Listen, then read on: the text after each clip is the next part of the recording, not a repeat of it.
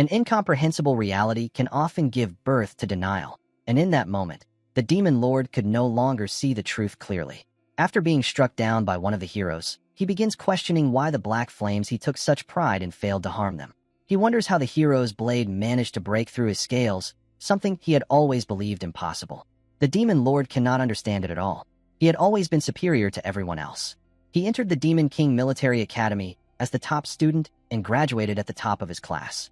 The Demon King Standards, a theory established by the first Demon King Emperor who laid the foundation of the demon realm, were something he had studied and followed more diligently than anyone.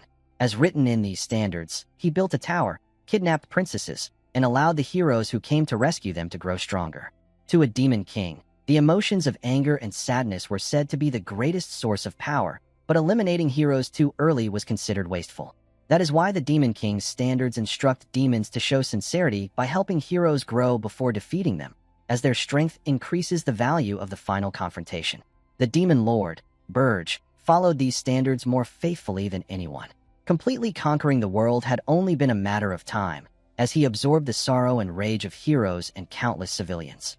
Because of this, he believed he had become the strongest of all demon kings. Yet now he wondered why he was the one who would fall in the end. Lost in thought, the demon lord glares at the hero whose strike has overwhelmed him, demanding to know how such a thing was possible. The black-haired hero smirks and says that all demon kings ask the same question. His words shock the demon lord. The hero adds that demon kings bring these situations upon themselves, and questions why they always seem so surprised when things don't go their way. The demon lord calls this nonsense, but the black-haired hero laughs, saying that demon lords always kidnap the most famous princesses and leave heroes countless clues, practically inviting them to come stop them. The hero grabs the demon lord by the hair and bluntly asks if he's being foolish. He remarks that if he were in the demon lord's position, he would have removed the king first, which would have plunged the kingdom into chaos. Hearing this, the demon lord thinks for a moment. He realizes that if he had targeted the king, it would have caused internal conflict among humans vying for the throne, but their anger wouldn't have been directed at him. That would slow his growth as a demon lord, something that went against the standards he so faithfully followed. The black-haired hero continues, explaining that if the heroes don't come to the tower, the demon lord in charge often sends monsters to nearby villages to push them into training. He admits he's grateful for that, but coming directly to the tower is far easier. The first floor is full of low-level monsters, allowing everyone to train, grow, and develop new skills safely. Hearing this, the demon lord reflects that heroes must not be defeated too soon. To gather more energy, he always acted cautiously because that was what the Demon King's standards taught him. The black-haired hero then withdraws his blade, causing the demon lord to collapse helplessly. The hero laughs loudly, saying that when the tower becomes boring, all they need to do is defeat the current Demon King, and a new one will eventually rise, creating a perfect training ground for heroes once again. He then asks the other heroes for their thoughts, and they all cheer in agreement, saying that thanks to the Demon Lord, they were able to grow stronger. They even call him the best Demon King ever, more like a mentor than an enemy. A red-haired hero shouts that this tower was excellent and thanks the Demon Lord for all his efforts. All the heroes shout together, thanking the Demon Lord for giving them the best hunting ground they could ever ask for. The Demon Lord is stunned when the heroes refer to him as their godfather and describe his tower as nothing more than a training ground for them. The black-haired hero then raises his sword to strike, commenting that the Demon Lord was actually quite strong this time, since many heroes struggled during their battles. Still, the black-haired hero believes it was worth it, as he gained a great deal of recognition because of the challenges he faced. With a confident smile, the black-haired hero charges toward the Demon Lord and bids him farewell. This fills the Demon Lord with deep anger as he struggles to stand, unable to believe a hero would dare look down on him like this. He never imagined they would humiliate him so completely. Everything happening now makes him question whether the Demon King's standard rules were nothing but useless guidelines. The Demon Lord refuses to accept an end like this, not after everything he has achieved as a Demon King. But before he can react, the black-haired hero delivers a decisive strike that sends the Demon Lord collapsing, his strength fading. With his final breath, the Demon Lord vows that those who underestimated him will face consequences. The black-haired hero smiles and orders the others not to touch the Demon Lord's remains, saying he intends to keep the demon horns as a trophy.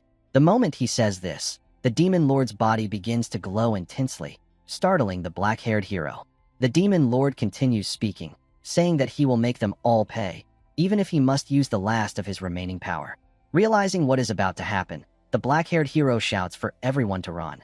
But before they can even move, a massive burst of energy erupts from the Demon Lord's body, consuming the heroes in its blast. In these final moments, the Demon Lord realizes that the standards he followed were flawed. If only he had known the heroes looked down on Demon Lords because of those very rules, he would never have followed them. As he disappears along with the heroes, he thinks that if he ever gets another chance, he will abandon the standards entirely and choose his own path, even if that means unleashing orcs instead. The tower explodes in an instant later, and the Demon Lord suddenly hears someone calling his name, Burge Diaz. Shocked, he opens his eyes and finds himself standing upright, completely confused. Burge looks around, trying to understand what is happening and how he is still alive. Another demon calls out to him to come forward quickly. Recognizing that the name is his own, he follows the professor's instructions and steps onto the stage, still in disbelief. Burge then realizes where he is. The director notices Burge zoning out and calls his name, snapping him back to reality. The director asks why a brilliant student like him is acting this way on his graduation day. Looking down, Burge notices the uniform he is wearing and the red badge pinned to it. He recognizes it immediately as the symbol given to graduates of the Demon King Military Academy. In that moment, Burge realizes he has somehow returned to the graduation ceremony from 15 years ago. The professor continues instructing the other students to gather near the stage. Burge does not know how or why he has returned to the past, but he sees it as his final chance. The professor announces that the graduating students, soon to become Demon Kings, will now recite their pledge. He instructs Burge to read it as the representative of his class. The Demon King's standards appear before Burge for him to read. He stands silently, glaring at the text, remembering how many times he has studied and memorized these rules. He followed them faithfully, yet they did nothing but lead him to ruin. Burge wonders if these demons truly expect him to recite these standards again, the same rules he once swore to follow for life, only to discover they were nothing but harmful teachings. The thought alone fills him with anger. The professor notices Burge's change in expression and again orders him to read the great Demon King's standards. Burge clenches his teeth, refusing. Everyone is stunned when he loudly declares that he cannot pledge himself to something so unbelievably foolish. He calls the standards meaningless and insists they are nothing but useless rules. The students stare at him in shock. Even the professor is taken aback, completely unprepared for such defiance. And this is the moment when Burge, once the Academy's most outstanding student, falls to the very bottom in a single instant. Archduke of the Demon Realm, Arcane Blarumph, slams his foot onto the table in fury as he calls out Burge's name. He informs Burge that he could be severely punished for daring to insult the Demon King's standards. However, considering Burge's previously exemplary conduct and exceptional talent, they have decided to give him one final chance. Arcane demands that Burge withdraw his reckless statement immediately and apologize to the entire Demon Realm. But if Burge refuses, his assigned deployment will be Aryan. The moment Arcane mentions this deployment, all the demons begin whispering anxiously. Aryan is known as the dimension where Demon Kings fall by the dozens, essentially a death sentence. Some demons question why the Bureau is giving Burge another chance at all, believing that someone who boldly insulted the Demon King's standards deserves severe punishment. Arcane continues, reminding Burge that he should know exactly what Aryan is, the most dangerous domain, where countless Demon Kings have met their end. As Arcane goes on, Burge abruptly interrupts, telling him to send him there. Burge declares that he will go to Aryan and prove that the Demon King's standards are nothing but meaningless rules. Everyone is shocked that Burge still refuses to apologize. Arcane deems Burge completely hopeless. He announces that Burge's deployment to Aryan will begin immediately. Furthermore, Burge will receive none of the privileges granted to a top Demon King, and no demons will accompany him. They force him toward the portal, and Arcane orders that until Burge successfully completes his occupation mission, he is forbidden from returning to the Demon Realm. While falling toward Aryan, Burge thinks that this outcome is expected after causing such disruption, but he is still shocked to be sent back to that place, the place where the heroes who defeated him reside. Even before his regression, Burge had personally chosen Aryan because he believed the strongest should take on the most difficult challenges. But that arrogance cost him his life, especially when far too many heroes exploited the Demon King's standards. After descending for a while, Burge spreads his wings and lands safely on a mountain cliff, arriving in the northern continent's Urgest Mountains. Upon landing, Burge vows that he will not repeat the same mistake twice.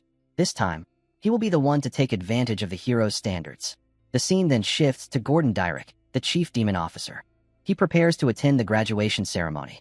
If the Demon Academy trains demon kings, it also trains the demons who serve under them. According to demon realm regulations, the top demon must serve the top demon king. During the ceremony, the top 3 demons stand beside one another. The Demon Academy graduate who ranked second remarks that Gordon is incredibly lucky, as he will graduate as the top demon and serve the top demon king, Burge. Gordon smiles at the compliment, while the graduate who ranked third clicks his tongue, saying that if he had worked just a bit harder, he would have been the one serving Burge instead. Gordon replies that all demon kings are great, but privately, he smirks, thinking that none compare to Burge. Burge is of demonic dragon lineage, a prodigy born once in a millennium, destined to be remembered in demon realm history. Graduating in the same year as him is an enormous blessing. Gordon believes that with Lord Burge, they can conquer any dimension. He envisions statues dedicated to the great demon king and his loyal lieutenant, their names engraved forever in the pages of history. But all of Gordon's dreams shatter the moment he hears Burge refusing to accept the demon king's standards. Gordon is completely shocked. Now, he finds himself accompanying Lord Burge to the deep regions of the northern continent's Urgest Mountains. Seeing his future crumble before his eyes, Gordon drops his bags to the ground, overwhelmed and questioning why Burge would do something so reckless. Burge notices him and walks over, commenting that although they said no demon would accompany him, they still sent someone after all. Gordon turns around in shock as Lord Burge extends his hand, politely greeting him. Ignoring the gesture, Gordon demands to know why Burge would do such a thing. Confused, Burge asks what Gordon is referring to. Gordon shouts that he is talking about the standards and asks how Burge could say something like that in front of everyone.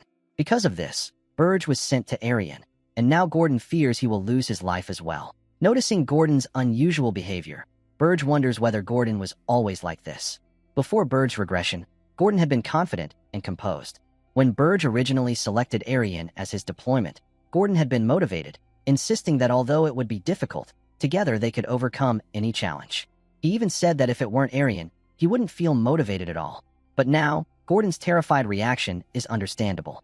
The situation is drastically different, and Burge knows that if he reveals his regression, Gordon would think he has lost his mind. Overwhelmed by everything, Gordon feels exhausted simply imagining what lies ahead. After some time, Gordon regains his composure. Wearing a strained expression, he apologizes to Burge for his earlier outburst, saying that since things have come this far, he will fulfill his duty. The first rule of the Demon King's standard states that a Demon King must build a tower. However, the tower cannot be hidden or placed in an extremely harsh environment, because heroes must be able to locate it. Inspecting the area, Gordon informs Burge that this place is far too dangerous. It is surrounded by massive mountains, making it difficult for humans to discover or approach, and powerful monsters roam the region. Therefore, Gordon advises that they should not build a tower here and should move to a safer location. But he is stunned when Burge decides to build the tower right there. Burge plants the tower seed in the ground, feeds it Demon King mana, allowing it to grow. Shocked, Gordon shouts that Burge is going directly against the Demon King's standards. Burge calmly replies that he never pledged to follow those outdated rules. Gordon then asks whether Burge is abandoning the pride of a Demon King. Burge understands Gordon's frustration. As demons, their beliefs are deeply ingrained, so deeply that they cannot reject them unless they experience something extreme. Burge himself once believed the Demon King's standards were absolute.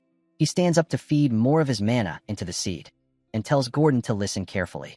The Demon King's standards are meaningless, especially in the Aryan deployment. As the seed absorbs the mana, a large magic circle forms, initiating the tower's creation. Burge smiles, explaining that Aryan is overflowing with heroes, far too many.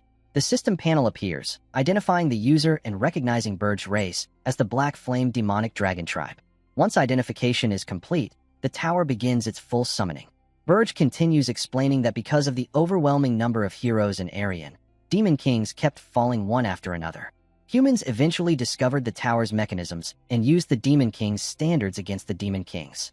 In this land, the standards no longer work. In fact, Burge tells Gordon that they should be called the heroes' standards instead.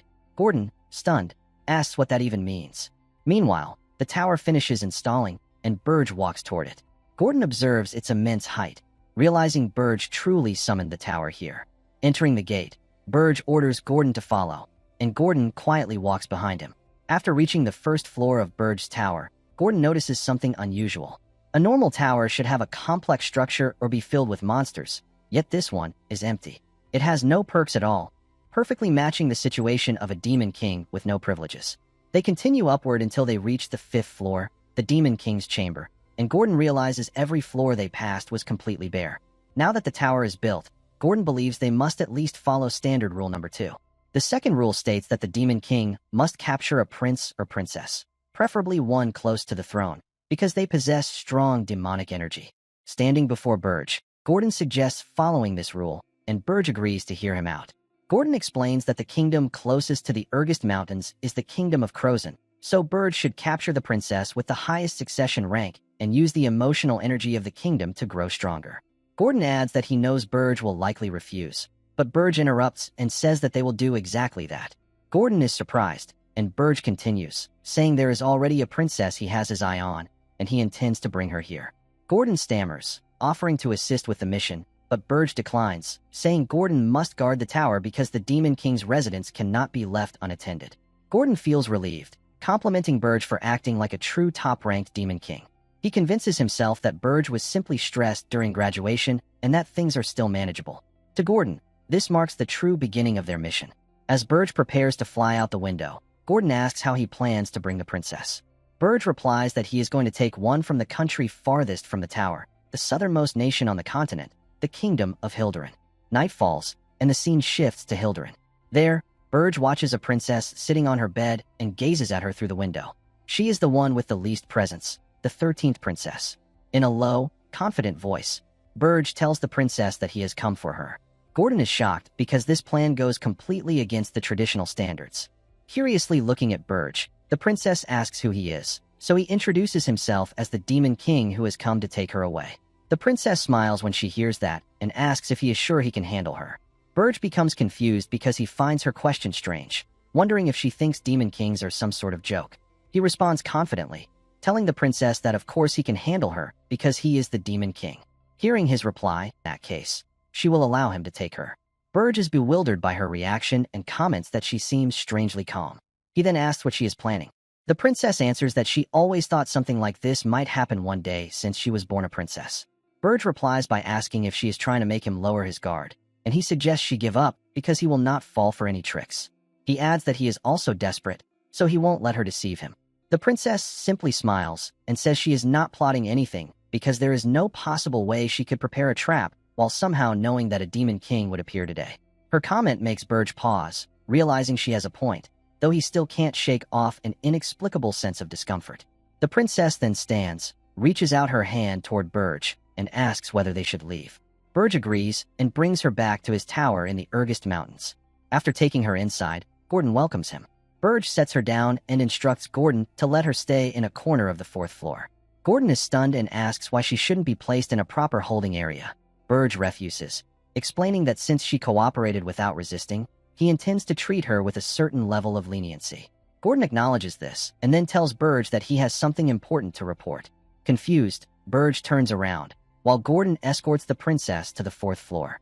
Sitting on the bare ground, the princess notices how cold and hard it is.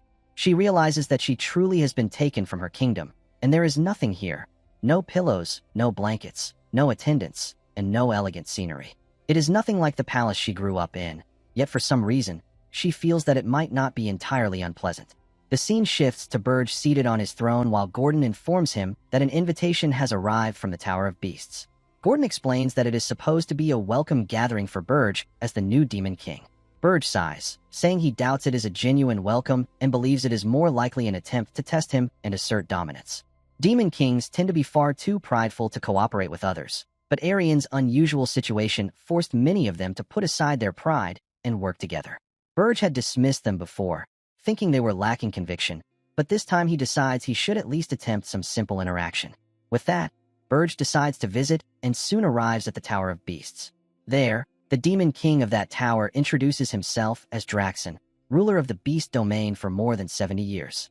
Sitting confidently before Burge, Draxon asks if he is the new Demon King and comments that he heard Burge disrespected the traditional methods, yet finds him unimpressive. Burge responds by asking whether Draxon is trying to provoke him, then tells him to state his business, already regretting his decision to come. Draxon smirks and informs him that Archduke Arcane instructed him to keep an eye on Burge when he arrived. Burge asks if Draxon is referring to that loud, old vampire, wondering if sending him to Arian wasn't enough to amuse him. Hearing this, Draxen is surprised that Burge dares to address an archduke in such a casual manner, commenting that Burge certainly has nerve. Draxen then tosses a piece of meat he had been eating onto the ground before Burge and commands him to lower himself and acknowledge it. If he does so, Draxen claims he will overlook Burge's so-called disrespect. Hearing those words, Burge asks whether Draxen truly doesn't understand why he is here. Draxen calls him foolish and says he knows exactly why, because Burge rejected the old traditions followed by demon kings. Burge continues, explaining that according to traditional doctrine, demon kings are forbidden from harming one another. After saying this, releasing a chilling aura as he asks whether Draxen truly believes he would blindly follow such a rule. Burge's piercing glare terrifies Draxen, who begins sweating as he feels the overwhelming pressure. Panicking, Draxen explains that Archduke Arcane instructed him to confirm whether Burge had properly taken a princess. If Burge fails to report within a month, he will lose his authority. While Draxen is still talking, Burge begins walking away, saying he was curious about what Draxen intended to say. He informs him that he has already taken a princess, though she may not be what the orthodox standards would expect. Afterward, Burge and Gordon return to their tower. Standing beside Burge's throne, Gordon praises him for displaying the true dignity of a demon king. Burge responds modestly, saying it was nothing exceptional. For now, he is confident Draxen will not attempt anything further, but they must remain alert for any unexpected developments. Burge then instructs Gordon to check on the princess, explaining that he needs to learn how to make proper use of her presence in the tower. Gordon accepts the order and leaves.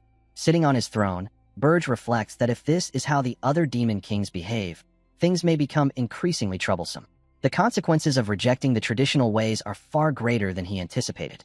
Still, even if given another chance, he would make the same choice. Burge rises to his feet, thinking that he would rather face danger than submit to those outdated standards. He opens his system panel, determined not to repeat past mistakes and intent on rebuilding his foundation from the beginning. Since the princess he took is considered low-ranking, he expects only a few hundred demonic energy points. Yet when he checks, he is shocked to see 13,000 points. Burge wonders why he has received such an unexpectedly high amount. At that moment, he receives a notification. Draxen has sent him a recorded message from the Tower of Beasts. Burge opens it and sees Draxen congratulating him, acknowledging that their first meeting was not ideal, but saying that as Burge Sr., he should at least extend some courtesy. Achieving anything significant in Eren is difficult, and Draxen admits he is genuinely impressed. He then asks Burge if his rejection of tradition was merely a disguise. Watching this, Burge is stunned by what Draxen seems to be implying. Suddenly, Gordon rushes in, shouting that there is a problem on the 4th floor. The scene shifts to the 4th floor, which has completely transformed into lush green terrain. Burge is shocked to see that the tower's status indicates that naturalization is in progress. There he finds the princess sitting peacefully among adorable small creatures, astonishing him even further. She has somehow created an entire ecosystem inside a magic tower, something only possible for someone with mastery over the 4 elemental forces. Burge tells her that he specifically went to the 13th princess's residence.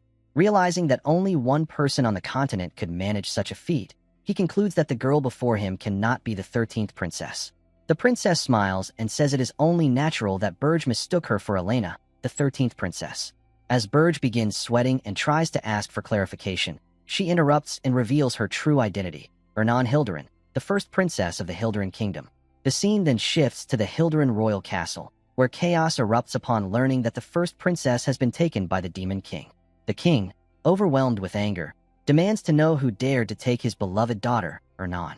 He immediately orders the strongest heroes and the entire kingdom's military to mobilize at once, commanding them to confront the Demon King and retrieve Princess Ernan safely. Ernan smiles brightly, saying that this is exactly why she asked whether Burge could handle her. With a shocked expression, Burge tells her that he had heard rumors about a genius elemental mage overflowing with mana, yet he never sensed that power from her. He then asks how she managed to fool him. Ernan reveals a ring and explains that it allows her to hide her mana. The ring is a treasured heirloom passed down through the royal family. She then asks whether that answers his question and whether he intends to send her back now. Burge looks at her silently, realizing that he will be mocked if he returns the princess. No kingdom would fear a coward, and it would only make it harder for him to gather demonic energy. That is why his only option is to stay with Ernan through this situation. Suddenly, Burge receives a notification showing that a wave of rage is being directed toward him, and his demonic energy points rise to more than 19,000. Seeing this, he assumes that the kingdom has probably figured out who abducted the princess. Burge tells Ernan that nothing changes. Whether she is the 13th princess or not, she remains his hostage. The scene then shifts to the kingdom of Hilderin. In the throne room, the king is filled with anger and orders his followers to defeat the demon lord responsible and bring back Princess Ernan. Everyone is too scared to speak, but a black-haired butler gathers the courage to inform the king that they still do not know which demon lord is behind this, and a patrol has been sent out, so it will take time to confirm. This only makes the king angrier, and he shouts that they must hurry and figure it out immediately. He yells that Princess Ernan has been taken, yet everyone is just standing around. Another advisor standing to the king's side comments that something feels off. The king, still furious, asks what he means. The advisor explains that the demon king recently took a prince from another nation, causing widespread outrage, and was eventually defeated by heroes. With such a recent example, it is strange that another demon lord would immediately target the Hilderin princess. His reasoning makes sense to everyone present, and the king becomes even more frustrated, concluding that it must be the newly appointed demon lord.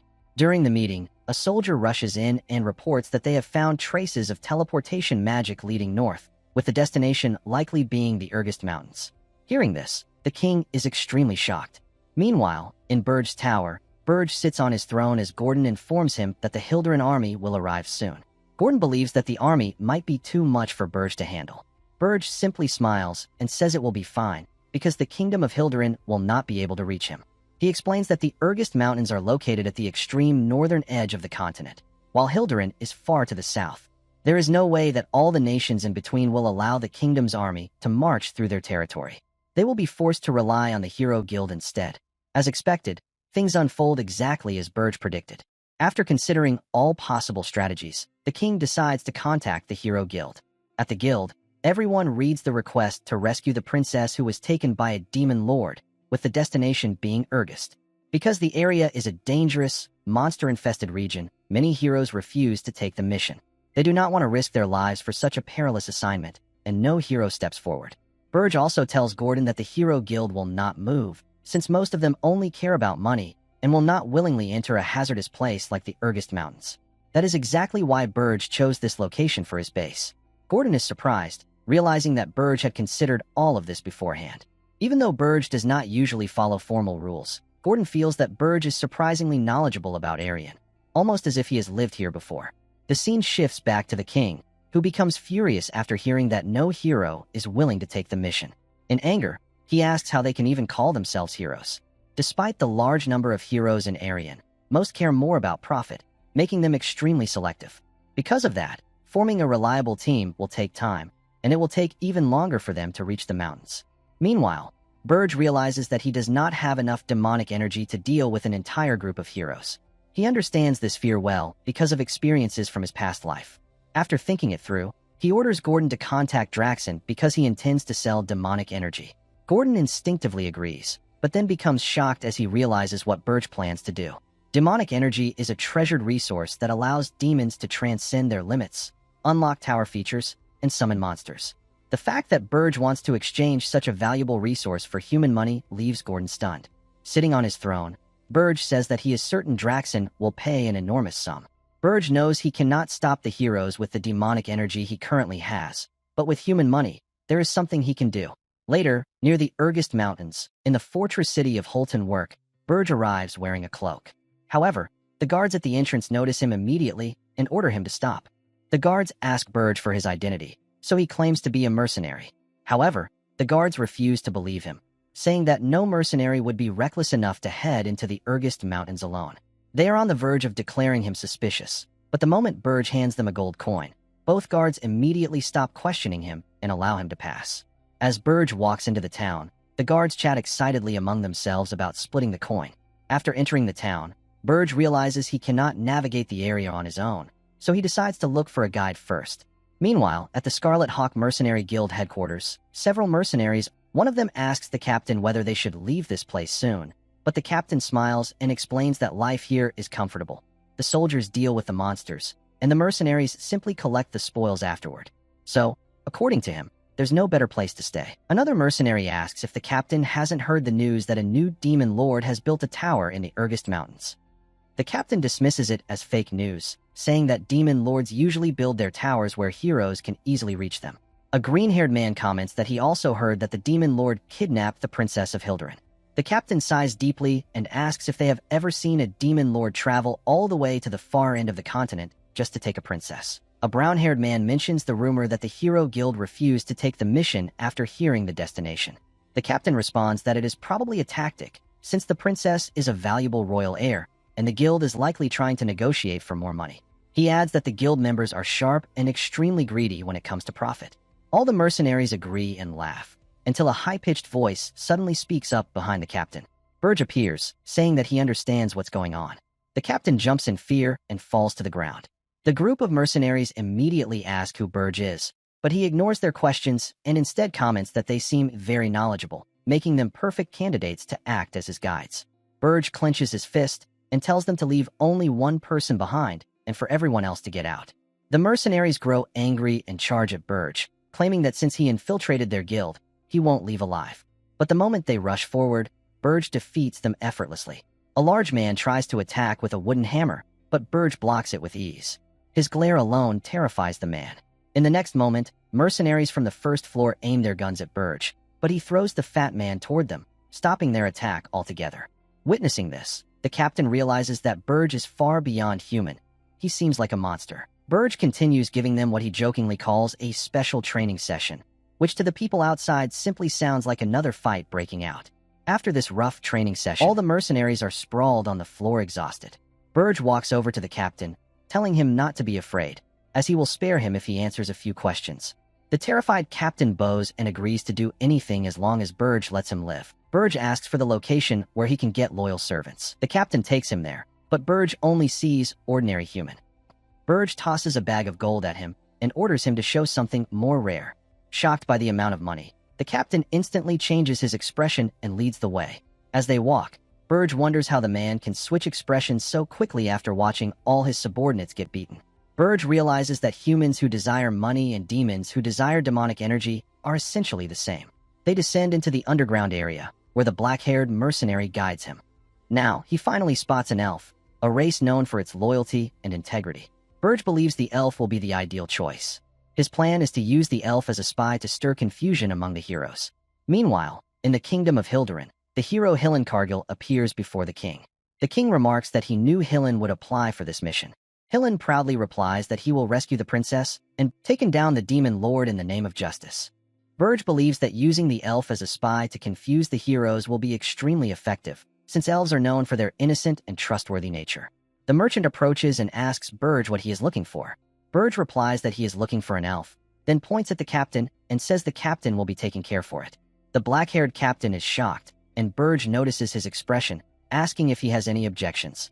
Terrified, the captain quickly hands the money to the merchant, admitting that he has no choice but to pay. Burge then instructs everyone to leave because he needs to confirm something. The merchants warn him that the elf may become aggressive, but Burge calmly replies that it's fine, and if anything happens, the black-haired man who accompanied him will take responsibility. Hearing this, the captain clicks his tongue in frustration as he leaves. Once they are gone, Burge enters the cage and begins unbuckling the elf, remarking that such a noble species has been staying in such bad conditions. The elf notices the magic Burge uses to break the chains and immediately recognizes him as a demon. The elf asks what business a demon could possibly have with an elf named Granada. Burge answers that he is offering Granada a chance to take revenge on the humans who wronged him. Granada admits that the offer is tempting, but says he cannot trust demons any more than he trusts humans. Burge coldly replies that he is different, and if Granada stays loyal to him for exactly 50 years, Burge will guarantee his safety and freedom. For an elf, 50 years is not a long time, and it is still far better than suffering humiliation like this. However, Granada argues that demons are enemies of the world tree, the sacred being elves serve, and that demons seek to destroy both the tree and the world it sustains. Because of this, he cannot trust Burge. Granada also points out that it is strange for a demon to request help from an elf in the first place. Burge realizes Granada's words hit right where it hurts. So Burge smiles and decides to settle it properly. He vows, according to the standards of the great demon king, that he will fulfill his promise and will not harm the world tree. Granada is stunned, knowing that the demon king's standards are to demons what the world tree is to elves. Burge continues, saying that in return, He wants Granada to vow upon the world tree that he will pledge allegiance to Burge for the next 50 years. Granada smiles, calling Burge a strange demon, but since Burge is willing to go that far, he introduces himself as Granada of the Maple tribe. Granada then states that he will make the vow only after meeting the Demon King, who supposedly sent Burge. Burge smiles and reveals that he is the Demon King. Granada bursts into loud laughter, not believing it for a second. He says that Demon Kings grow weaker the farther they move from their towers, so there is no way a Demon King would come all the way here. Granada adds that if Burge truly is a Demon King, he will pledge his loyalty for a full 100 years instead of 50. Granada's laughter quickly fades when they arrive at Burge's tower. Seeing Burge seated on the throne, Granada is stunned as Burge reminds him that the promise of a 100-year contract came from Granada's own words, not Burge's. Shocked, Granada shouts in disbelief, realizing Burge really is a Demon King. Granada then complains that this is unfair, insisting that Burge never told him the tower would be this empty. Up to the 3rd floor, there is nothing at all, and the 4th floor contains nothing but natural scenery. Granada yells in frustration, asking what kind of sloppy tower this is, one that doesn't even have a single monster guarding it.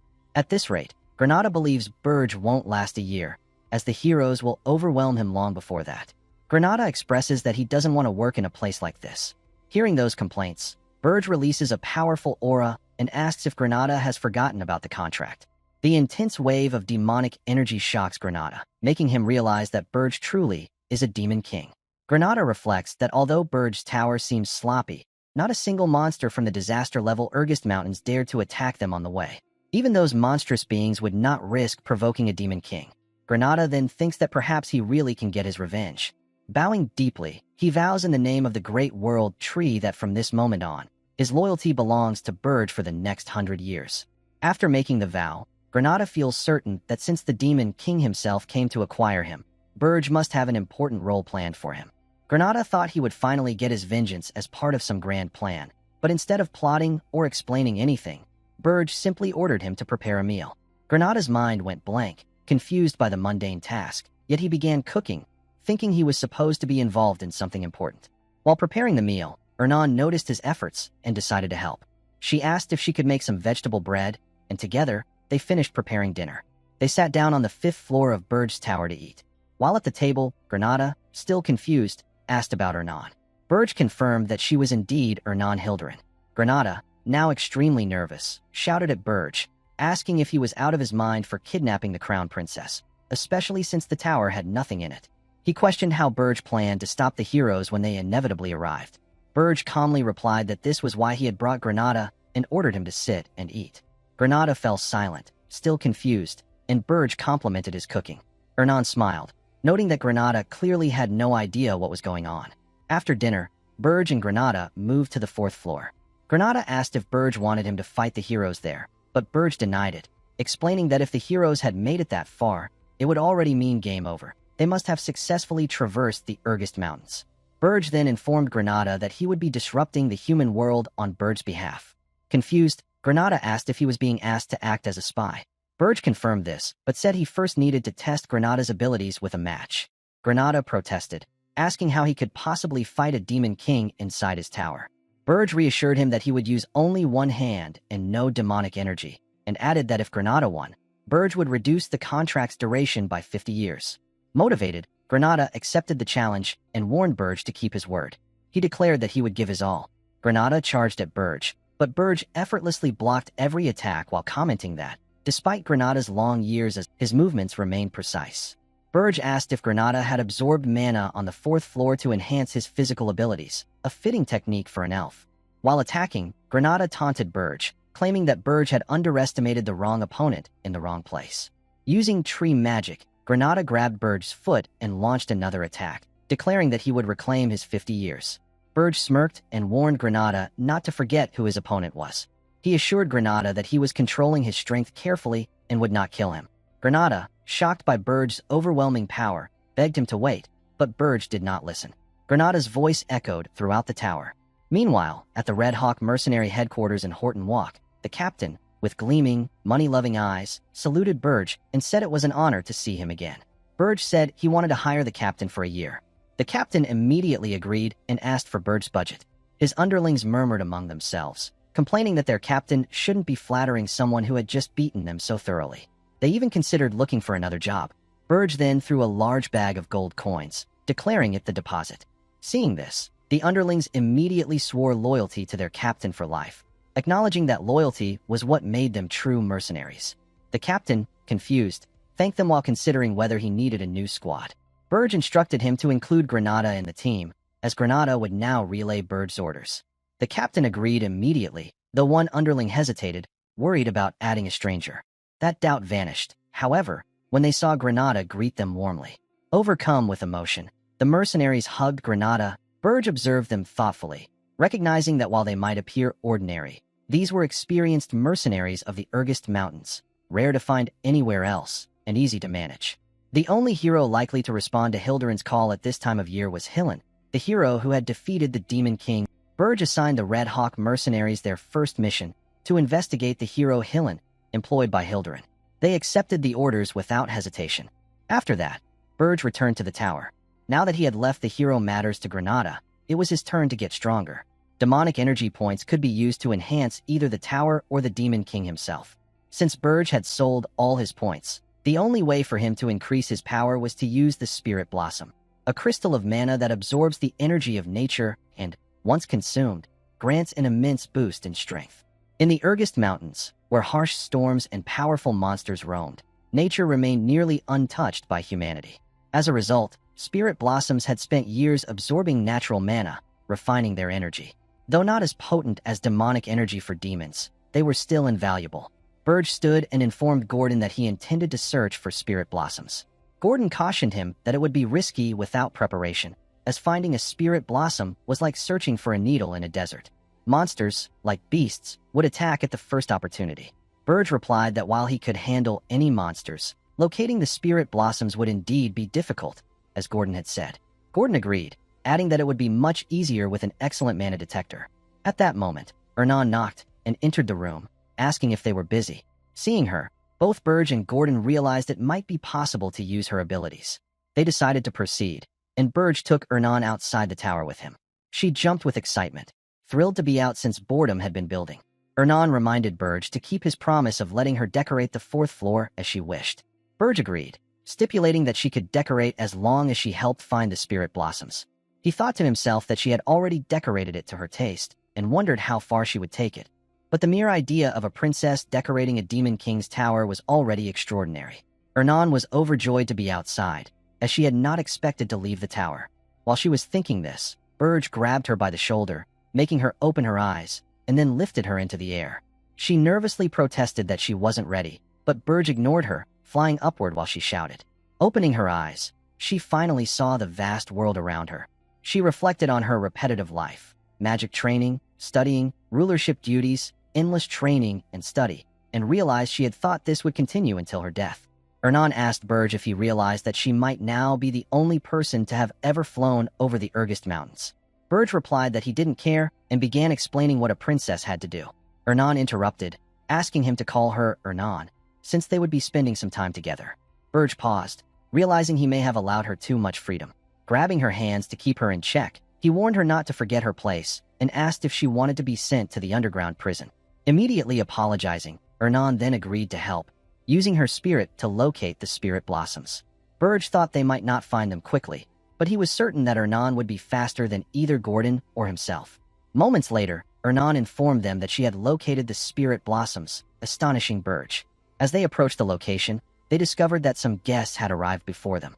Standing on a cliff, Burge asserted his presence as the Demon King, commanding them to obey his orders if they still had any honor left. Reminding them that monsters were descendants of demons from the demon realm, Burge ordered them not to touch the Spirit Blossoms and to leave the area immediately. However, the monsters refused to obey the Demon King, as they never listened to demons and harbored a natural disdain for them. Their defiance caused Burge to grow furious, laughing as he admitted that Gordon had been right. Demonstrating his overwhelming demonic power, Burge remarked that it was foolish to expect beasts to think rationally. Resolving to end the matter decisively, the monsters, determined to protect their territory and eliminate Burge, charged at him. In response, Burge used his mana to summon a dragon, which attacked the monsters. Seeing themselves losing, the monsters focused on the weakest target, charging toward Ernan. Without even looking, Burge sent another mana dragon to intercept them, leaving Ernan astonished. She realized that even the Pearl Orcs, known for taking down ogres when coordinated, could not come close. In that moment, she fully grasped the magnitude of the Demon Lord's power. Night fell, and all the monsters were defeated. Ernan eagerly approached the Spirit Blossom, marveling at its pure mana. The flower was a hyacinth, imbued with water and ice attributes. Burge instructed Ernan not to convert it and personally picked the Spirit Blossom, telling her that if she found more, she could keep one. Excited, Ernan began searching for additional blossoms, prompting Burge to reflect that humans only cheer up when offered small rewards. Unfortunately, despite her efforts until exhaustion, they found no second patch of blossoms. Returning to the tower, Burge observed the Spirit Blossom and considered that, at first, he had thought abducting Ernan was a mistake, but she might prove far more useful than he initially imagined. Ernan then slept soundly on the 4th floor. Burge returned to his throne, where Gordon informed him that he had just received a message from Granada. Burge commented on the speed of the communication. Gordon added that the hero Hillen, along with 32 other heroes, had departed from the capital of Hilderin. They were not heading straight to Urgest, but were taking the traditional hero's path, forming a party and growing stronger by completing villagers' quests. Gordon then displayed the system panel, showing that he had prepared several plans for the hero's journey and requested Burge's review. Burge dismissed all the files, shocking Gordon, and announced that this time they would not send any monsters or interruptions. Half-hearted attempts would only make the heroes stronger. Instead, Burge instructed Gordon to have Granada accompany the heroes with the mercenaries, helping them and building their trust. Gordon acknowledged that it was typical of Burge to ignore conventional standards, but he argued that the heroes could not be stopped with the current tower. Burge smiled reassuringly, promising to reinforce the tower with a dwarf. Gordon was stunned at the idea of including a dwarf alongside a human and a high elf, concerned that anyone who saw the diminutive species would ridicule them. Burge displayed his demonic power, calming Gordon, and clarified that the dwarf was not meant to stop the heroes alone. Rather, dwarven magical tools would give them an edge. He explained that heroes, accustomed to the Demon King's usual standards, would enter the tower expecting weak monsters. Gordon realized the heroes would be unprepared, though he still worried that this strategy might exceed conventional limits. Before he could voice his concern, Burge had already departed. He arrived at Wolfner, the dwarven underground city. Burge quietly infiltrates the dwarf city of Bonpona. Although he has battled countless dwarves before, this is his first time entering a dwarf city itself.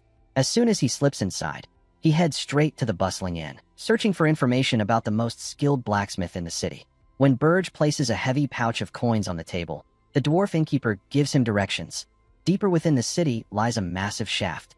If Burge takes the lift inside, it will verify his identity and transport him to the appropriate floor, a dual security system designed to expose intruders. Rather than risk detection, Burge avoids the lift entirely. He leaps directly into the enormous hole and descends to the very bottom. There, in a hidden chamber, he discovers the greatest blacksmith of all time forging a weapon, Lozier Friedrich. Determined to take Lozier with him, Burge prepares to act. However, Lozier senses a faint trace of demonic energy. Gripping his hammer, he charges at what he believes is the Demon King. Burge effortlessly stops the attack with one hand and soon uncovers the truth. Lozier is actually a hero. Lozier boasts about his heroic status and threatens Burge, claiming he will not leave the city alive. Burge only smirks. Despite the bold words, Lozier appears far from formidable.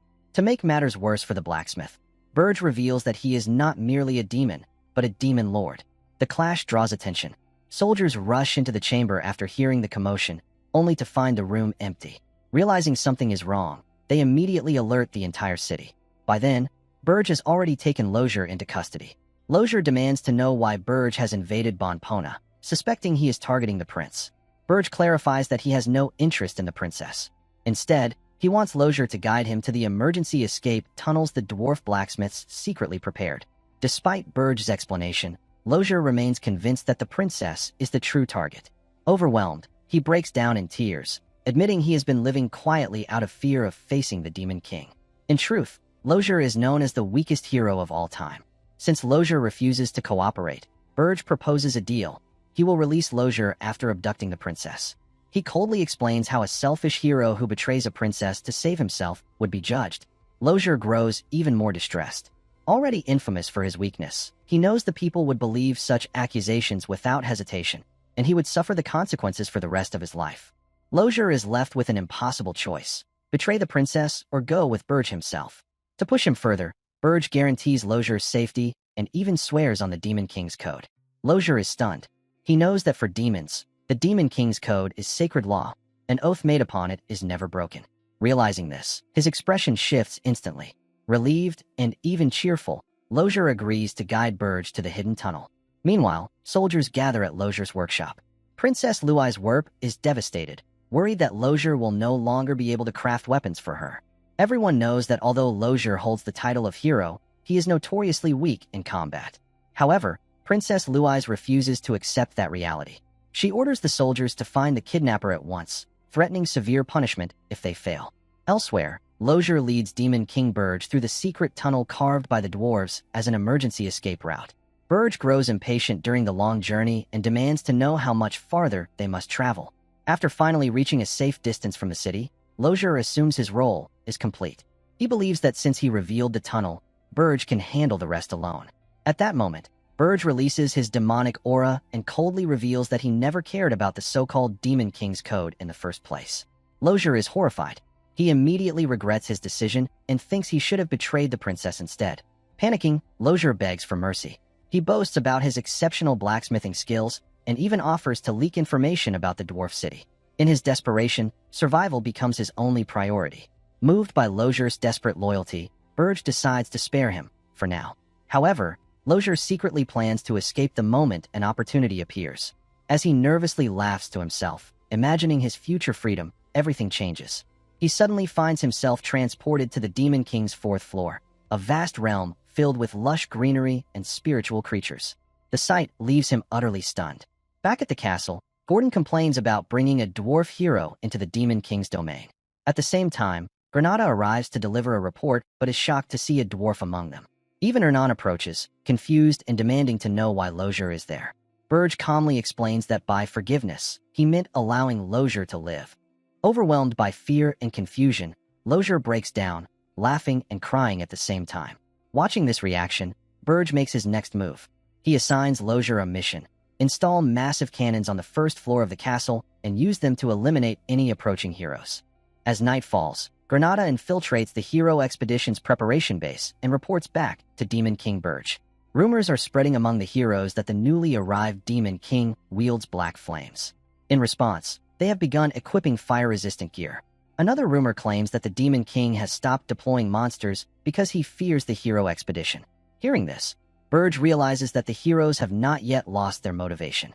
However, he concludes that the expedition will ultimately yield them nothing. In time, their enthusiasm will fade, and without real gains, their growth will stagnate. For Burge, this has become a battle of patience. He orders Granada to continue monitoring the situation. Impressed by Burge's foresight, Granada quietly admits he is grateful not to stand against him. Back at the Demon Castle, Burge gives Lozure strict instructions for his new mission. He is forbidden from using mana stones, and he may remodel the 1st floor however he wishes, within that limitation. Burge explains that heroes are blessed with extraordinary sensitivity to energy flow. If traps are powered by mana stones, they will detect them before they even activate. Despite the explanation, Lozure continues to complain, forcing Burge to remind him of the consequences. Under pressure, Lozure finally reveals a solution: a magic tool he personally created that conceals traces of mana. It took him 3 years to perfect, and it remains in his workshop. Burge initially suspects this is an excuse for escape, but Lozure insists he is telling the truth. Burge chooses to believe him, but not without precautions. He places a magical collar around Lozure's neck, a device capable of taking him down if activated. He then uses another magic tool to disguise their identities, making them unrecognizable to others. Burge warns Lozure that removing the mask will be treated as an escape attempt, with fatal consequences. Under heavy supervision, Lozure travels across several kingdoms to acquire materials and components for powerful mana cannons. Over the course of a month, he gathers everything needed and stores it in a subspace pouch. Once prepared, they make their way back to the dwarven city of Wolfner. Meanwhile, Princess Luais grows increasingly frustrated. Despite extensive searches, Lozure remains missing. The guards explain that countless tunnels have been dug by dwarf blacksmiths over the years, and each one must be investigated individually. There is also a strong possibility that he has already escaped. This only fuels the princess's anger. She gives the guards 2 weeks to find the kidnapper, threatening severe consequences if they fail. Following her orders, they begin sealing every tunnel they discover. The weapon Lozier had been crafting before his disappearance was meant for Princess Luais herself. Furious, she declares that Lozier is not allowed to die until he completes it. At that very moment, Lozier emerges from a secret tunnel known only to him and comes face to face with Princess Luais. Even with the magic disguise in place, she immediately suspects the truth. The location of a dwarf blacksmith's private passage is known only to its creator. Seeing him alive and unharmed, Princess Luais draws her own conclusion. Lozier must have been hiding all along to avoid finishing her weapon. Lozier desperately tries to explain that everything is a misunderstanding, but Princess Luais has no intention of listening. In her eyes, there is only one solution. She declares that Lozier will become her personal slave, forging weapons for her for the rest of his life. However, before that, he must be punished for attempting to run away. As she steps closer to the tunnel entrance, black flames suddenly erupt between them. Burge intervenes, forcing her to retreat. He orders Lozier to gather the necessary equipment while he holds the princess back. Furious, Princess Luais demands to know why an unknown human is protecting a dwarf. Burge calmly reveals that he is the master of the very blacksmith she has been persecuting. That revelation only intensifies her anger. She charges at him without hesitation. Their clash is immediate and fierce. Luais easily catches Burge's kick and counters with a powerful punch that sends him flying. She then turns toward Lozier, but the fight is far from over. Burge quickly recovers, grabbing her by the head as the battle resumes. Despite not being a hero, Luais, the second princess of the Dwarf Kingdom, possesses overwhelming strength. Even before Burge's regression, she ranked among the strongest warriors, and she has the potential to grow even more powerful. Burge realizes that if he truly wants to eliminate her, he would need to unleash his full demonic energy. But in his current regressed state, he is not as strong as he once was. If he pushes himself too far, the guards will swarm in, his identity as the Demon King will be exposed, and he will be captured. While they fight, Lozier works frantically to dismantle the equipment known as the Mana Ghost, an enormous device designed to conceal traces of mana. Burge warns him that if necessary, he will abandon him. Terrified, Lozier speeds up as Princess Luais prepares another attack. Without access to his original power, Burge is unsure how long he can hold her off, but he has no choice except to endure. Luais, though unaware of Burge's true identity, has no intention of letting either of them leave alive. Hearing that, Burge coldly remarks that she sounds more like a demon king than he does. He tells her to give up, declaring that he will be taking both her blacksmith and the equipment. At last, the Mana Ghost is fully dismantled. This only fuels Luais' frustration. Seizing an opening, Burge delivers a powerful kick that sends her crashing into a wall. Without wasting a second, he activates the subspace pouch. Though Luais is skilled enough to remain airborne, she quickly realizes they have already escaped. Enraged, she watches as soldiers rush into her aid. She sharply questions whether they intended to arrive only after she had fallen. She immediately orders them to pursue Lozier, but the secret passage has already been sealed. Grinding her teeth, she wonders if Lozier truly hates forging her weapon that much. Her anger reaches a new peak as she swears that even if she must search the entire continent, she will find him. And when she does, she vows to make sure he regrets today's escape. The Mana Ghost is successfully transported to the first floor of the Demon King's castle, where Gordon is in the middle of cleaning. Burge explains that this magical device is essential to stopping the hero's advance. Shortly afterward, Lozier completes the installation. Burge warns him that the device had better justify all the risks they took to retrieve it. Nervous, Lozier immediately activates the Mana Ghost. A brilliant light floods the floor, and Burge suddenly receives a system notification. The tower has recognized the Mana Phantom and begun synchronizing with it. At the same time, 10,000 points are deducted. The unexpected deduction shocks Burge. He had no idea the tower possessed such a function. Determined to understand it, he investigates further. He quickly discovers that the Mana Phantom's power source has been fully converted from mana to demonic energy. As he feels his own demonic energy draining away, he questions Lozier. Lozier is equally astonished.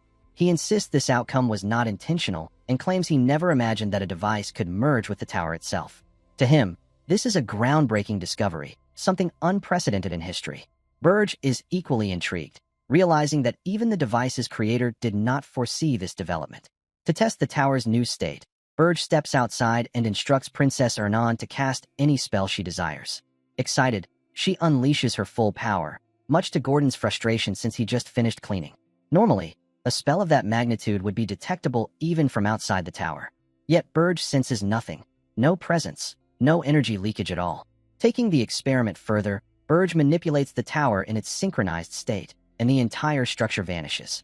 When he restores it using his demonic energy, another 1,182 points are deducted. He realizes he can now conceal the tower at will. Although he cannot make full use of this ability yet, he understands how valuable it will be in the future. Returning inside, Burge finds Lozier practically overflowing with excitement. Lozier eagerly asks for permission to study both the device and the tower, explaining that he has never seen or even read about anything like this in all of recorded history. Burge agrees, but on one condition: Lozier's traps must successfully eliminate the heroes on the first floor. Motivated by the challenge, Lozier becomes determined to outwit the approaching heroes. Afterward, Burge turns his attention to Princess Ernan. He proposes that she confront the heroes who managed to reach the fourth floor. Surprised, she asks whether he truly expects a princess to fight them. Burge reminds her that she is not just royalty, but also a genius spiritist who chose not to return to her own palace. Still, Burge hesitates. Assigning her such a role may be unreasonable. She is an innocent princess, unfamiliar with the harsher realities of the world, and forcing her to stand against her own kind could weigh heavily on her. As he considers this, Burge notices Ernan already deep in thought, strategizing how she would face the heroes. In the end, he gives her a clear instruction: she does not need to defeat them outright. Her task is to unsettle the heroes, disrupt their formation, and openly reveal herself as their enemy. Burge tells Princess Ernan that if she performs well, he will grant her wish once again. Hearing that, she beams with excitement, but adds one condition of her own. She wants to be introduced not as a princess, but as the Demon King's subordinate. Although Burge does not fully understand her reasoning, he agrees. Overjoyed, Ernan even asks if she should use her beauty to charm the heroes. Burge immediately rejects the idea and instructs her to follow his strategy exactly as planned. With that settled, Burge returns to his throne and begins analyzing the situation. Preparations are nearly complete. On the first floor, mass-produced mana cannons will reduce the heroes' numbers. On the fourth floor, Princess Ernan will act as bait to finish off those who make it that far. Even so, it is still not enough. The hero expedition consists of over 200 members, and in his current state, Burge cannot eliminate even half of them. That means he must grow stronger, and quickly. The fastest method available is consuming spirit blossoms tainted with demonic energy. To gather more, Burge sets out with Princess Ernan. However, no matter how hard Ernan's spirits search, they cannot locate a single blossom. She finds the situation strange. Suddenly, a group of pearl orcs appears. Burge releases his demonic energy, prepared to eliminate them, but instead of attacking, they kneel before him. Their leader, Krutu of the Blue Frost tribe, greets Burge respectfully and asks that their tribe be accepted as his kin. Krutu explains that their ancestors were demons who once betrayed the demon realm. Because they carry that original sin, they seek redemption by serving the Demon King. Burge quickly sees through their true motive. They want to use his power to grow stronger. Krutu openly admits it and orders a subordinate to present an offering, a box containing 3 spirit blossoms. At that moment, Burge understands why he and Ernan were unable to find any earlier. Krutu speaks fluently, demonstrating both strategy and intelligence, unusual traits for a pearl orc. He explains that their tribe values wisdom above brute strength in order to survive the harsh conditions of their homeland. Those words bring a faint smile to Burge's face. Satisfied, Burge accepts Krutu and his tribe as demon kin. A crest marking their allegiance appears on Krutu's body. Burge instructs him to wait patiently, promising a reward greater than mere strength in the future. Krutu pledges absolute loyalty, and the rest of the tribe follows with their own oaths. Now, the forces around Urgist Mountain are fully assembled. Inside the tower's first floor, Lozier stands ready with 60 mana cannons. On the fourth floor waits Princess Ernan. Outside, the Pearl Orc Legion storms the mountain under Krutu's command. Every piece is now in place. All that remains is for Burge to wait for the heroes to arrive, so he can repay them for the humiliation he suffered in his previous life. Meanwhile, the hero expedition finally reaches the vicinity of Urgist Mountain. At the hero expedition's preparation base, the atmosphere is lively. On the eve of their march toward the Demon King's tower, the heroes gather for a grand banquet. Hillen steps forward and expresses his gratitude to the Lord Castellan for hosting the celebration. Soon after, he rises to address the crowd. He acknowledges the comrades who have assembled for the long-awaited campaign. Heroes, nobles, knights, mages, mercenaries, merchants, and supporters alike. In his speech, Hillen urges them to keep their spirits high. Tomorrow, he declares, They will confront the reckless Demon King who dared to kidnap Hildirin's crown princess, Ernan. His words ignite the room. Cheers erupt as morale surges. Hillen encourages everyone to enjoy the night. Watching from the side, Granada reflects on the situation. Just as the Demon King predicted, the size of the expedition has neither increased nor decreased. It remains steady. Hillen's charisma is the force holding it together. He secured funding from powerful guilds and kept wavering mercenaries committed, guiding them all the way to this point. Even so, Granada feels uneasy. When he previously infiltrated the tower, it appeared empty. He worries that it might be taken too easily. For a brief moment, he wonders whether he should betray the heroes and aid the Demon King instead. But then he remembers the curse placed upon him. If the subjugation succeeds, he will finally be freed. In that sense, victory would benefit him. As Granada stands lost in thought, Hillen notices his suspicious behavior. Meanwhile, Granada quietly steps outside to send a report to Burge. He informs the Demon King that the expedition has reached Horton Walk and will begin climbing the mountain after resting tomorrow. Burge listens carefully and gives firm instructions. Once Granada leaves Horton Walk, he must not attempt to contact him again. He also warns him to be cautious of the snow while climbing, to never lower his guard at night, and, most importantly, to stay away when the tower door opens. Granada is confused by these warnings, but before he can ask for clarification, Burge cuts the connection.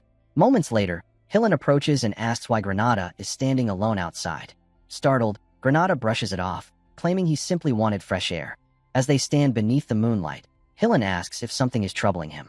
Granada hesitates, then asks the question weighing on his mind. Can they truly succeed in subjugating the Demon King? Hillen pauses, realizing that even Granada feels nervous. He admits that he does not know whether they will win. Although people trust and follow him, every campaign against the Demon King's tower has been a nightmare. Not once has it ever gone smoothly. Granada points out that Hillen once defeated the Demon King of Desire. Compared to that, he suggests, this newly emerged Demon King should be much easier to eliminate. Granada turns to Hillen and asks him to recount the heroic tale of how he defeated the Demon King of Desire. Hillen's expression briefly shifts, but he quickly regains his composure. He humbly replies that his victory was only possible because of the brave comrades who always stood at the forefront, taking on monsters to protect others. Seizing the moment, Hillen redirects the conversation, motivating Granada to aid him in the upcoming expedition. He tells Granada that with his support, they will surely emerge victorious. Encouraged, Granada agrees, and together they head back inside. As Granada enters, Hillen lingers, staring at the reddish ring with a subtle glint of ulterior motives in his eyes. The next morning, the townspeople cheer as the heroes depart for the Demon King expedition. They traverse the Ergist mountain range canyon. Though initially wary of the legendary terrain, the group progresses smoothly. At this pace, they begin to believe victory is within their grasp. While aware that Ergist Mountain is home to disaster-level monsters, they assume most are hibernating or otherwise dormant. Their assumptions are quickly shattered. Without warning, the heroes find themselves surrounded by a swarm of ghouls. Fear spreads as they take in the sheer size and number of the creatures. Stepping up, Hillen takes command, ordering everyone to prepare for battle and protect their comrades. Just as they brace for combat, frost giants emerge alongside the ghouls. Hillen quickly instructs Wharton to guide the heroes to safety while he personally engages the frost giant. Leaping into the air, Hillen lands atop the giant, confident that it cannot match the strength of the Demon King of Desire. He dodges its attacks with precision and ultimately defeats it using the sword path. The heroes flee to safety, taking a moment to catch their breath and comment on the harshness of the terrain and the ferocity of the monsters. Casualties remain low, thanks to Hillen's decisive action. Rumors begin to spread that he absorbed the power of the Demon King of Desire after defeating it, making him potentially stronger than many Demon Kings themselves. Even Granada grows increasingly confident that, with Hillen leading them, they might actually succeed in this perilous expedition. While the heroes rest, Krutu and his Pearl Orc tribe appear. Hillen senses the demonic energy emanating from them and warns the group that the Froll Orcs are allied with the Demon King. Krutu formally greets the heroes, welcoming them to Ergist Mountain. Hillen prepares to confront them, but Granada suddenly hears the wind shift and remembers Burge's earlier warning. Snow begins to fall rapidly, turning the terrain into a treacherous trap. Fear grips Granada as he wonders how they are supposed to survive in such conditions. The heroes sprint for their lives, scrambling through the canyon, while Burge watches from a distance. Calmly, he declares that this time, he will defeat them all. Burge warns Granada of 3 critical things. First, the snow, combined with the Pearl Orcs, can trigger avalanches, sweeping away many heroes. Second, he stresses never to let their guard down at night. And sure enough, as night falls, Burge commands the Pearl Orcs to drive monsters and frost giants toward the heroes' resting base. By day, avalanches. By night, monster ambushes. This relentless pattern continues, and before long, the hero party's numbers dwindle from 511 to 256. Eventually, the remaining heroes reach the summit of the tallest mountain, only to find that the Demon King's tower is nowhere in sight. Hillen seethes with anger. After all, the tower should have been in a location visible to approaching heroes. Frustration spreads quickly among the group. Many lose the will to fight and decide to turn back, considering the expedition a failure and valuing their own survival over the mission. 6 days after entering the largest mountains, the heroes finally discover the Demon King's tower, hidden in a basin. By then, their numbers have shrunk further, from 256 to just 52. Fueled by fury, the remaining heroes storm the tower, expecting to face low-ranking minions. Instead, they are met with a barrage from Lozier, the dwarven blacksmith, who fires powerful mana cannons. In an instant, only Hillen remains standing, reducing the head count from 52 to 1. Furious, Hillen destroys the cannons, enraged at the Demon King's unorthodox defenses. Granada appears, claiming he barely avoided the cannon fire. His words bolster Hillen's confidence, and the two prepare to advance to the next floor. Granada hesitates, uneasy about the two of them moving forward alone. Hillen reassures him, revealing that he is the hero who defeated the Demon King of Desire and absorbed his power. With that strength, he claims, the new Demon King is no match for him, and Granada alone is more than enough backup. Still unsure, Granada agrees to accompany Hillen. They enter the second floor and find it completely empty. Moving on to the third floor, they encounter the same emptiness. Hillen grows anxious. The tower was supposed to be teeming with monsters, yet there is no one in sight. Granada, however, quickly realizes the setup. The true challenge awaits on the fourth floor. Finally, they ascend to the fourth floor, only to find a breathtaking scene of lush greenery. The unexpected beauty leaves them momentarily stunned. Hillen freezes in shock and asks aloud if they are really inside the Demon King's tower. At that moment, Princess Ernan reveals herself as one of the 4 heavenly kings, the dark spiritist sworn to protect the Demon Lord. She will now be their opponent. Hillen instantly recognizes her as Princess Ernan, while Granada quietly decides to retreat. Ernan denies being the princess and unleashes her highest-ranked spirit magic. Hillen immediately realizes that only Princess Ernan could wield such power, and it could not be used if she were being controlled. Pearl Orcs, avalanches, night ambushes, the hidden tower in the basin, mana cannons on the first floor, empty second and third floors, and now a crazed princess as their opponent. Hillen can't help but laugh in disbelief. Even the princess is attacking the hero who came to save her. Overwhelmed by the chaos, Hillen feels despair rising and considers destroying everything. But just then, Burge appears behind him and strikes. Despite the powerful attack, Hillen is unharmed and ready to face the Demon King in combat. He cannot believe that the Demon King managed to sneak up on him like a coward. Needing more strength, Hillen spots Granada and rushes to him, placing his hand on Granada's shoulder. Hillen announces that they will combine their power. Granada is confused at first, but soon realizes what is happening as he feels his energy draining from his body. Hillen begins to glow with a powerful green aura. Burge recognizes the source, a forbidden artifact known as the Spirit Conversion Ring, which converts an elf's infinite vitality into mana. Its flaw is that the elf will die soon after its activation. Granada once again sees the cunning and ruthlessness of humans at work. Burge smiles, claiming that all he needs to do is remove the ring, and Hillen will become weak again. Brimming with arrogance, Hillen dares him to try, noting that even the Demon King of Desire could not remove it. Burge orders Gordon to act. In an instant, Hillen's hand gets severely injured, leaving him stunned. He feels no presence around him and realizes that the artifact is now in the custody of Gordon, a high-ranking demon. Hillen retreats to a safe distance, shocked that a mere high-ranking demon was able to overpower him so easily. Before he can process it, Burge appears in front of him and strikes again. Hillen instinctively tries to dodge, but quickly realizes he has been lured into the dragon's nest. He can only wonder, who exactly is this Demon King? Burge smirks and declares that it is now time for Hillen to face the consequences of his actions. His attack lands with such force that it can be seen even outside the tower. Burge is genuinely surprised that Hillen managed to survive his strongest attack. Without wasting time, he orders Gordon to capture Hillen and have the remaining humans locked away in prison. With the immediate threat contained, Burge turns his attention to Granada. He hands Granada a spirit blossom to heal him. In an instant, Granada's injuries vanish completely. Confused, he wonders if Burge used one of the rare blossoms he had previously gathered just to heal him. Before Granada can ask further questions, Burge walks over to Princess Ernan and gives her another spirit blossom as well. She accepts it gratefully, thanking him for his support. Burge then acknowledges Lozier's efforts. He tells the dwarf blacksmith that he worked hard and grants him permission to dismantle the tower's current setup. Lozier beams with excitement and eagerly thanks him. Afterward, Burge instructs everyone to restore and maintain the floors they were assigned to. With everything settled, he quietly leaves. Granada watches him go, impressed that Burge appears completely fine despite the fierce battle. As expected of a demon king, he seems unwavering. However, Ernan quietly remarks that she believes Burge is actually exhausted. The scene then shifts. Away from the others, Burge suddenly collapses to the ground. He mutters that the fight was far too close. A demon king cannot afford to show weakness, especially not in front of his subordinates. Even so, he had not expected Hillen to be that strong. So this is the level of one of the 10 stars, the 10 strongest heroes on the continent. Although Hillen ranks among them, he is considered the weakest of the 10. In truth, Burge barely spent any demonic energy points to enhance himself. If Hillen had been in perfect condition, Burge admits he might not have won at all. Instead, Burge relied on strategy. He exhausted Hillen, provoked him, and forced him into a state of panic.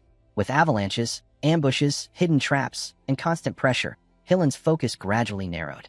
In that moment of frustration, he revealed a critical opening, and Burge's decisive strike brought him down. For now, Burge has achieved what he considers a perfect victory.